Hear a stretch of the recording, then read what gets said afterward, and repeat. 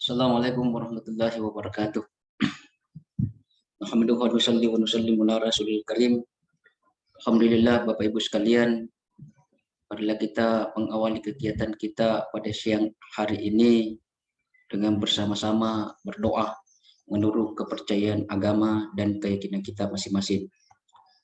Doa dimulai. Bismillahirrahmanirrahim. Doa selesai. Alhamdulillah. Pertama-tama marilah kita mengungkapkan puji dan syukur kehadirat Allah Subhanahu wa taala yang mana pada hari ini kita masih diberikan kekuatan kesehatan untuk kembali bertemu di dalam dunia maya, dalam kegiatan pembelajaran daring. Begitu pula tak lupa kita ucapkan selawat dan taslim kepada Nabi Muhammad SAW, Nabi yang membawa kita dari alam gelap gulita ke alam terang. Bapak Ibu sekalian, pada kesempatan yang berbahagia ini, saya akan menjelaskan bagaimana prinsip-prinsip pengembangan kurikulum operasional di satuan pendidikan kita masing-masing. Yang mana kita ketahui selama ini bahwa kurikulum ini adalah runyah pendidikan. Oleh karena itu, Bapak Ibu sekalian, dengan kurikulum yang baik akan membawa pendidikan yang baik. Oleh karena itu sangat penting mengetahui prinsip dan pengembangan di dalam penyusunan kurikulum, terutama yang ada di satuan pendidikan kita masing-masing. Pada kesempatan yang berbahagia ini, saya akan mencoba menampilkan beberapa slide yang bisa kita jadikan sebagai acuan di dalam penyusunan kurikulum operasional di satuan pendidikan masing-masing. Apa prinsip dan pengembangan kurikulum operasional di satuan pendidikan yang harus kita ketahui? Pertama, bahwa prinsip pengembangan kurikulum operasional di sekolah bertujuan untuk membantu proses berpikir dalam menyusun kurikulum operasional di sekolah. Kurikulum ini memberikan gambaran mengenai prinsip-prinsip dalam merencanakan, melaksanakan, dan mengevaluasi kurikulum operasional, serta contoh-contoh yang bisa kita jadikan sebagai inspirasi. Satuan pendidikan memiliki kebebasan untuk mengembangkan dengan cara lain selama selaras dengan tujuan utama dari kurikulum operasional sekolah. Jadi Bapak Ibu sekalian, kurikulum ini memang pada dasarnya didesain oleh pemerintah pusat, tetapi ruang kolaborasi itu masih tetap ada.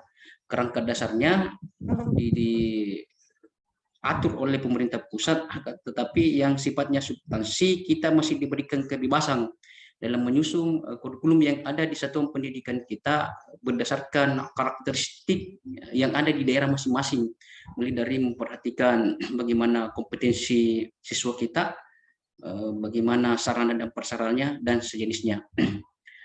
Khusus untuk di sekolah menengah kejuruan, dalam hal ini adalah SMK, kurikulum operasional adalah kurikulum implementatif yang menjabarkan kurikulum inti di bidang dan program kompetensi ke dalam bentuk konsentrasi serta potensi internal sekolah di dunia kerja. Jadi di SMK itu Bapak Ibu sekalian, penyusunan kurikulum yang ada di daerah kita masing-masing itu harus memperhatikan kondisi daerah.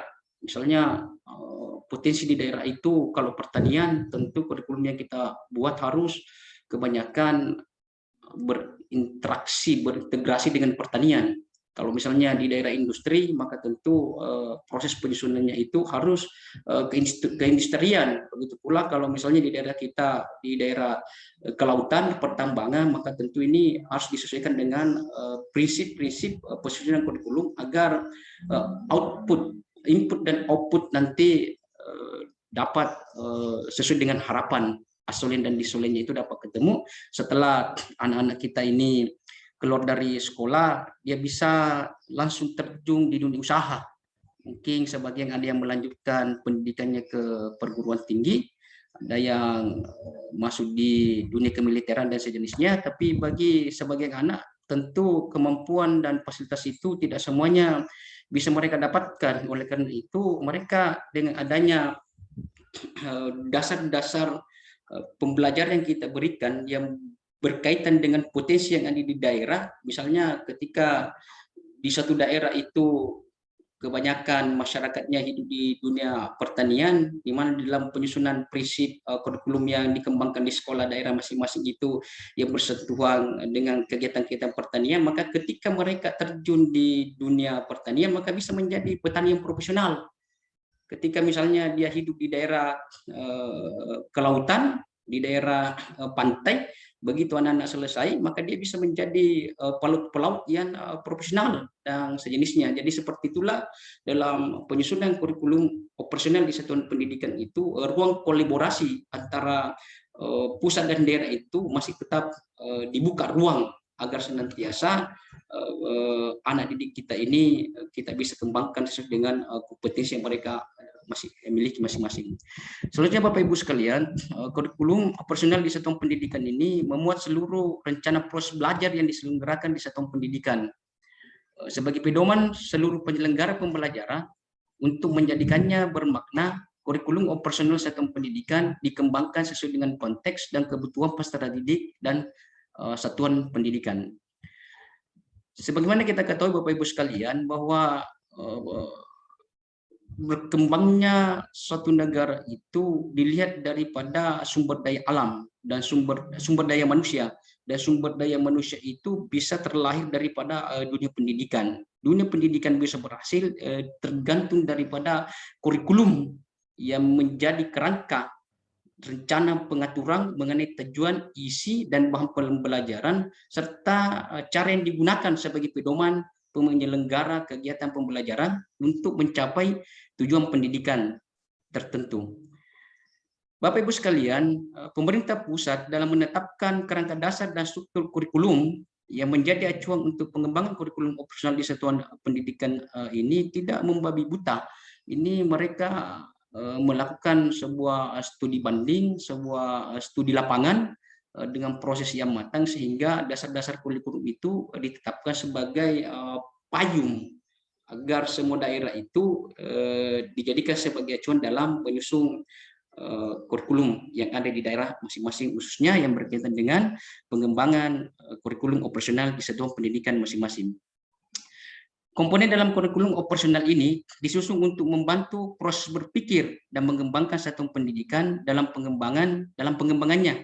Dokumen ini juga merupakan hasil refleksi dari semua unsur pendidik di satuan pendidikan yang kemudian ditinjau secara berkala guna disesuaikan dinamika perubahan dan kebutuhan peserta didik.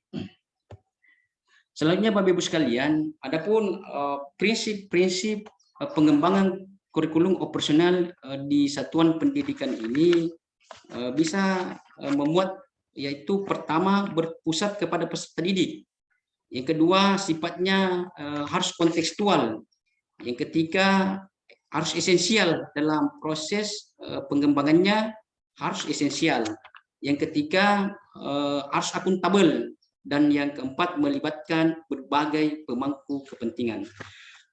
Kita lihat di sini bagaimana prinsip pengembangan kurikulum yang berpusat kepada peserta didik. Maksudnya adalah bagaimana dalam penyusunan kurikulum operasional di satuan pendidikan, pembelajaran harus memenuhi potensi, kebutuhan perkembangan dan tahap pembelajaran serta kepentingan peserta didik. Ini mengarah kepada profil pelajar Pancasila yang selalu menjadi rujukan pada semua tahapan dalam penyusunan kurikulum sekolah. Prinsip yang kedua harus sifatnya kontekstual, artinya dalam penyusunan kurikulum operasional di satuan pendidikan menunjukkan kekhasan dan sesuai dengan karakteristik satuan pendidikan, konteks sosial, budaya, dan lingkungan, serta dunia kerja atau dunia industri. Selanjutnya Bapak Ibu sekalian, prinsip selanjutnya adalah proses penyusunan kurikulum operasional di satuan pendidikan harus bersifat esensial. Artinya semua unsur informasi penting dan utama yang dibutuhkan oleh pemangku atau para pemegang kepentingan tentang kurikulum yang digunakan di satuan pendidikan dapat diperoleh di dokumen tersebut. Bahasanya harus lugas, mudah dipahami, tidak mengulang naskah atau kutipan yang sudah ada di naskah yang lain. Dokumen tidak perlu memuat kembali misalnya lampiran-lampiran yang ada di Kemendikbud. Cukup itu dikembangkan sesederhana mungkin sehingga proses penerapannya di lapangan dapat diaplikasikan dengan baik.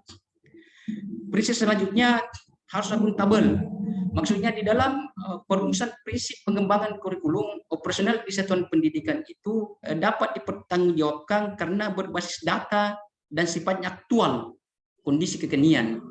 Dan yang selanjutnya Bapak Ibu sekalian, dalam proses pengembangan kurikulum ini harus melibatkan berbagai pemangku kepentingan, yang artinya pengembangan kurikulum satuan pendidikan melibatkan komite satuan pendidikan yang mewakili orang tua dan berbagai pemangku kepentingan lain seperti organisasi, berbagai sentra, industri, dunia kerja untuk di SMK, di bawah koordinasi dan supervisi dinas pendidikan atau kantor kementerian yang menyelenggarakan urusan pemerintahan di bidang agama sesuai dengan kewenangannya masing-masing. Adapun dalam proses pencapaian hasil di dalam proses pengembangan kurikulum tersebut itu harus merujuk kepada profil Pancasila. Bagaimana siswa di dalam prosesnya itu kita mengantar mereka menjadi manusia yang beriman, bertakwa kepada Tuhan Yang Maha Esa dan berakhlak mulia.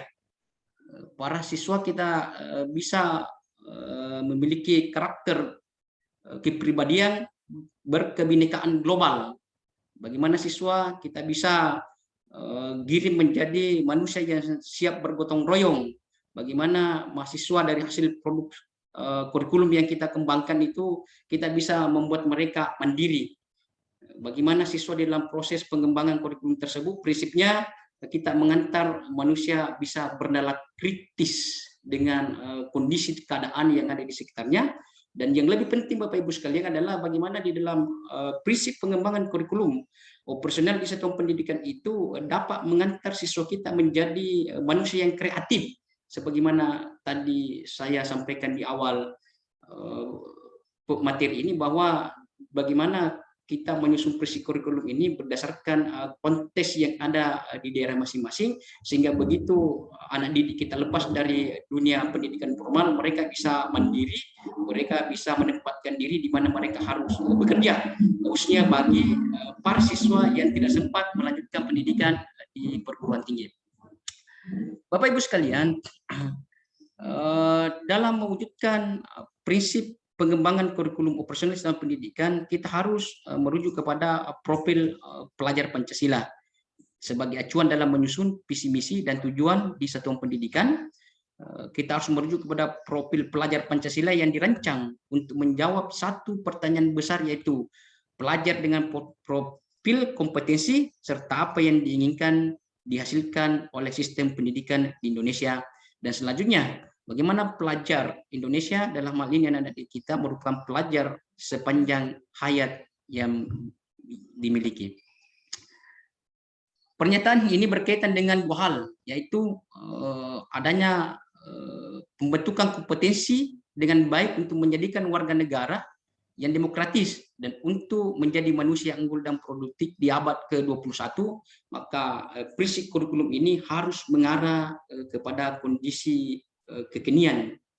Dan hal ini peserta didik Indonesia diharapkan dapat berpartisipasi dalam pembangunan global yang berkelanjutan serta tangguh dalam menghadapi berbagai tantangan.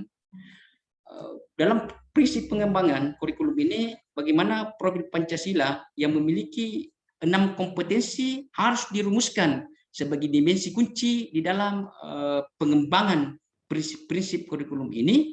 Keenamnya saling berkaitan dan menguatkan sehingga upaya mewujudkan profil pelajar Pancasila yang utuh membutuhkan berkembangnya keenam dimensi tersebut secara bersamaan dan tidak parsial. Dan selanjutnya, dimensi-dimensi tersebut menunjukkan bahwa profil pelajar Pancasila tidak hanya fokus pada kemampuan kognitif, tetapi juga sikap dan perilaku sesuai dengan jati diri sebagai bangsa Indonesia sekaligus warga dunia. Penjelasan di atas Bapak Ibu sekalian menggambarkan posisi dan fungsi profil pelajar Pancasila dalam kurikulum sekolah, yaitu 1. harus tujuan jangka panjang sebagai segala proses pembelajaran yang berlangsung di sekolah. Yang kedua, kompetensi dan karakter perlu dikembangkan oleh setiap warga sekolah. Dan yang ketiga, benang merah yang menyatakan segala praktik yang dijalankan di sekolah harus merujuk kepada 6 karakter kebangsaan yang tertuang di dalam proses profil Pancasila. Bapak Ibu sekalian, setelah kita menerima materi tentang prinsip-prinsip pengembangan kurikulum operasional di satuan pendidikan, hal yang sudah kita pahami dalam tujuan dan prinsip pengembangan kurikulum operasional di satuan pendidikan, berikut ini kita bisa mengetahui dan merumuskan tujuan yang relevansi dengan kondisi yang ada, bagaimana prinsip dalam penyusunan ini harus merujuk kepada 6 karakter, kemudian kurikulum itu sendiri harus berbasis kompetensi yang ada. Prinsip-prinsip yang kedua, selanjutnya, prinsip yang selanjutnya kita pahami dalam pengembangan kurikulum di satuan pendidikan, mengembangkan berbagai kegiatan dalam proses belajar di kelas harus berkarakter kebangsaan, sebagaimana muatan yang terkandung profil Pancasila. Semua kelas melaksanakan pendekatan pembelajaran aktif pada semua mata pelajaran, kemudian menjalin kerjasama dengan lembaga lain dalam merealisasikan program sekolah, khususnya dunia industri. Selanjutnya, berpatokan pada prinsip pengembangan kurikulum meliputi harus esensial, akuntabel, dan melibatkan berbagai kepentingan. Jangan lupa Bapak Ibu sekalian, dalam proses pengembangan kurikulum operasional di satuan pendidikan ini, pada prinsipnya harus juga melibatkan unsur-unsur yang ada di luar sekolah, seperti misalnya pemerhati pendidikan, dalam hari ini adalah PGRI. Bagaimana PGRI ini dalam proses pengembangan kurikulum di satuan sekolah masing-masing hadir untuk memberikan sumbangsi input dan saran demi untuk tercapainya pendidikan yang kita harapkan bersama. Yang kedua, komite sekolah dalam hal ini yang diwakili masyarakat, dalam hal ini diwakili oleh komite sekolah, harus dilibatkan di dalam proses pengembangan kurikulum yang ada di sekolah, sehingga secara bersama-sama warga sekolah ikut memajukan pendidikan, utamanya berpartisipasi aktif dalam pembentukan karakter anak didik kita, khususnya dalam mewujudkan 6 karakter sifat yang terdapat di dalam profil Pancasila. Dan unsur lain yang sangat penting Bapak Ibu sekalian adalah LSM. Saran-saran daripada teman-teman kita dari unsur-unsur luar sekolah ini perlu kita tampung, supaya di kemudian hari jika ada sesuatu yang tidak inginkan, kita sudah bersama-sama bertanggung jawab. Dan yang lebih penting adalah HAM, di mana kita ketahui pada hari ini Bapak Ibu sekalian bahwa HAM ini salah satu momot yang menakutkan, di dunia pendidikan, karena kebanyakan Bapak Ibu sekalian, teman-teman kita di dalam proses melaksanakan tugasnya sering terjadi hal-hal yang tidak diinginkan karena situasi dan kondisi yang tiba-tiba tercipta begitu saja. Ditemukan oleh anak-anak yang melakukan proses pembangkangan yang begitu masif. Terkadang ada yang bandel, ada yang diberikan peringatan, tetapi mereka tidak memindahkan. Hal seperti ini kadang-kadang memancing Bapak Ibu sekalian dalam melakukan kegiatan-kegiatan fisik. Oleh karena itu tentu harus ada aturan yang disepakati dengan komite sekolah, dengan pihak-pihak luar, seperti apa takarannya di dalam melakukan tindakan-tindakan seperti itu agar bisa terukur sehingga bisa menjadi efek jerah bagi siswa yang nakal, dalam hal ini tanda petik, siswa yang tidak mau dengarkan aturan. Karena ini adalah kepentingan kita bersama, bagaimana di dalam membangun anak bangsa ini sebagai generasi penerus bangsa dan negara ini, tentu tidak boleh hanya semata-mata diserahkan kepada Bapak Ibu guru saja. Tentu mereka semua harus berpartisipasi aktif di semua komponen dan elemen bangsa, sehingga bersama-sama kita mewujudkan pendidikan yang berkarakter. Saya kira inilah yang saya sampaikan berkaitan dengan materi prinsip pengembangan kurikulum operasional di satuan sekolah. Saya dengan ucapan billahi fisabilillah, wastabiqul khairat. Assalamualaikum warahmatullahi wabarakatuh.